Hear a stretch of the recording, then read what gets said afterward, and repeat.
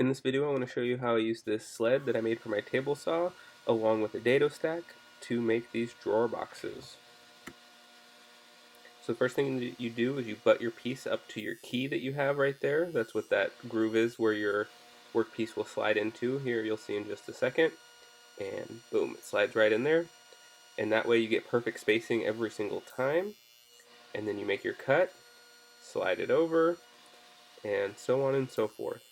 One thing that I did incorrectly the first time that I made this, I wasn't paying attention to my front and back and side pieces in the order in which I was cutting these box joints.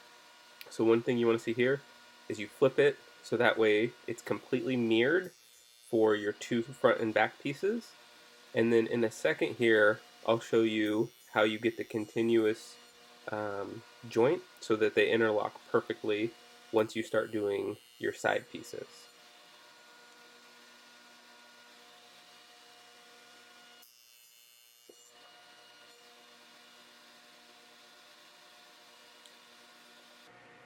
Alright, and then what you want to do is the very first cut that you made, you want to put that side into your key, so that way your next piece, which these are going to be my side pieces, will butt up to that, and that's how you will make your first cut on your side pieces.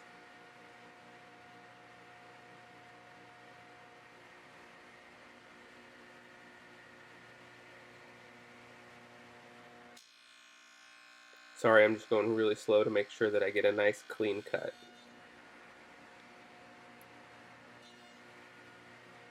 Alright, and then once I have that, I'm going to make that same cut again, so that way I don't have to put this piece back and use it again, and now I can just move right along and make all of my cuts, and again they will mirror each other perfectly. And then when you go to put it together, mine were pretty snug, so I used a little sacrificial piece here to hammer them in so I wasn't just using a mallet right on those finger joints.